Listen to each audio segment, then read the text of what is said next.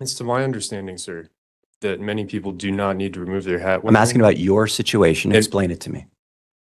Yes, I believe mine is similar because spiritually, I believe I lose power when I expose my head fully. So I prefer not to remove my hat because I feel like I need power in here.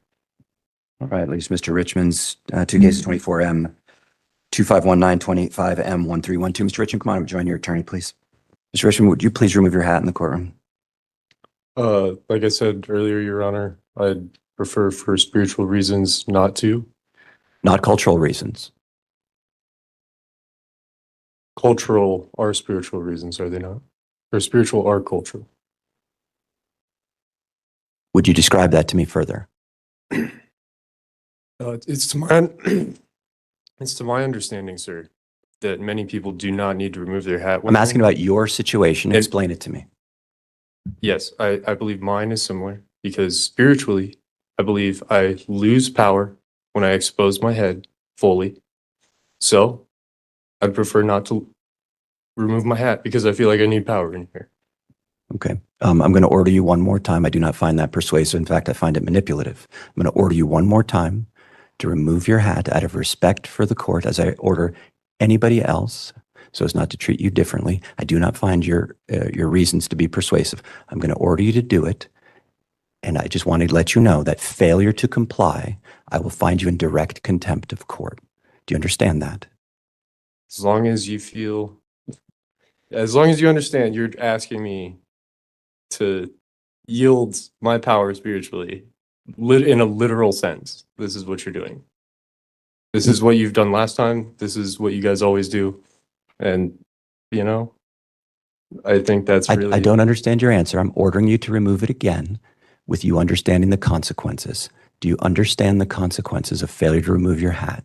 Can you please explain them? Yes, I will hold you in direct contempt of court, finding that after repeated warnings, you failed to comply with the court's order and that it undermines the dignity and the authority of this court. And specifically, I don't find your reason to be persuasive. Do you understand? Not fully. So do I So get let me to wear think. my hat next time? That's what I'm trying to understand. I'm talking about this time. We'll worry about next time. Do you understand that if you fail to comply, I will hold you in direct contempt? So I'm going to be held for 24 hours while it's cold out? I have no idea what the consequences are going to be. You will be sentenced on direct contempt, and I'll allow you to make any statement you want in mitigation. I'll hear from your attorney as well, and then I'll decide. You may not go into custody at all, or you may, or there may be some other consequence. Okay. What is your response to my final order to remove your hat? Sir, I really insist on this and I feel really strongly spiritually about it. And it's time for me to take the consequences of that. The court has found that now find that the defendant has been warned multiple times to remove his hat. He's been given sufficient notice and given a direct order, in fact, to remove his hat. He has explained, and the court finds it to be completely incredible, having even changed his explanation after talking with his attorney, explained his heartfelt, that's with air quotes, reason for not removing his hat. I find it to be incredible, manipulative, and in direct contempt of the court. I find that it undermines the authority and undermines the dignity of the court. I find that he does so intentionally. And because of that, he is in direct contempt.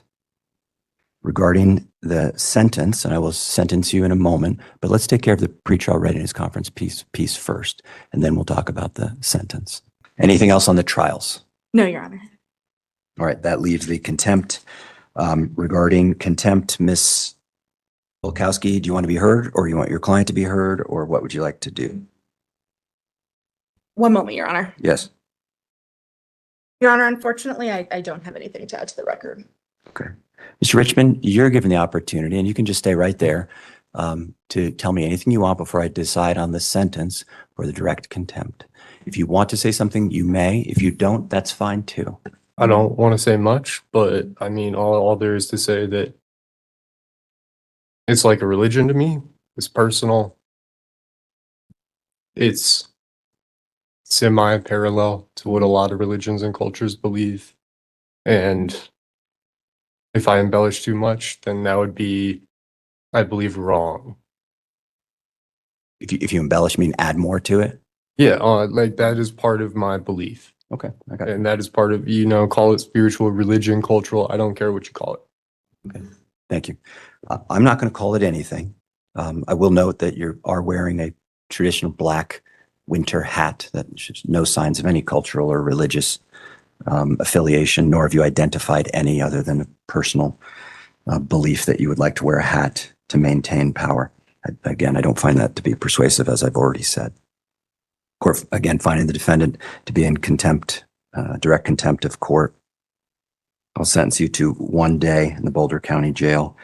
I was considering longer, but I just need to communicate to you that you can't do this, so I don't want to keep you in jail longer. Plus, it's a snowy day, as you said. Perhaps it's not all that punitive based on what you said. So I'll sentence you to 1 day in the Boulder County Jail. Deputies, please. My bigger concern is that we're going to have a jury on Tuesday. I'd encourage you to reevaluate your position because I do not. And there it is, the contempt finding. What's fascinating is that this entire situation was avoidable. We're not talking about refusing to testify or disrupting the proceedings. We're talking about a hat. Yet because the issue became a direct challenge to the court's authority, the hat itself stopped being the main issue several minutes ago. I want you to wear a hat in front of the jury. Yeah. And be, hold on, and be in direct contempt again. I don't want that to be disruptive because that has, here it's just us, but that has the potential to be significantly more disruptive to the proceedings. You don't have to say anything about it at all. I just want to put you on notice that the rules remain the rules.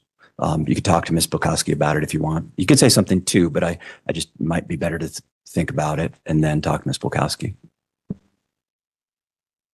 Now, here's some context that makes this even worse for the defendant. According to the court, this wasn't an isolated disagreement over courtroom etiquette. The underlying case already involved refusing instructions from courthouse staff and allegedly causing problems on court property. That's never a great backdrop when you're asking a judge to believe you're acting in good faith. Yes. Yes, thank you.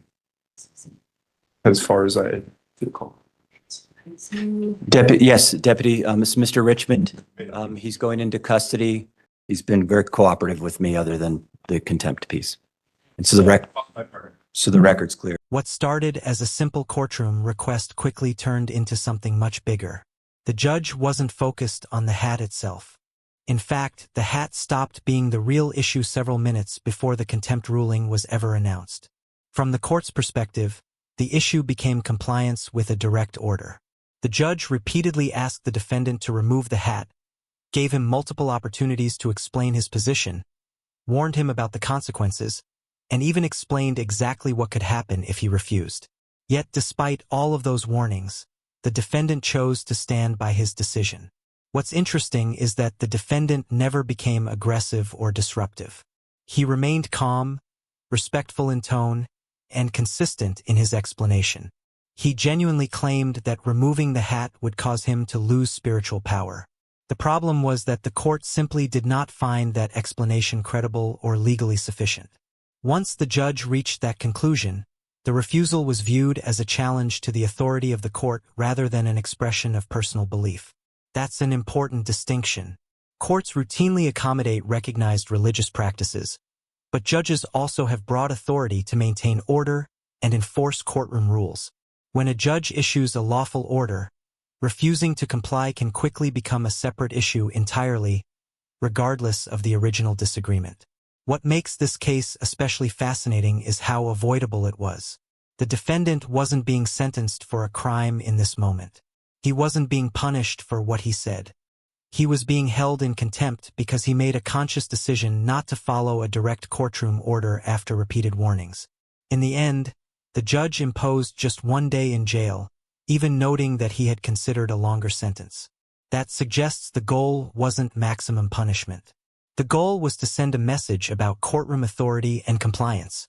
Whether you agree with the judge or sympathize with the defendant, This case serves as a reminder that in court, small decisions can have very large consequences. Sometimes the outcome isn't determined by the original case at all. It's determined by how a person chooses to respond when the judge gives a direct order.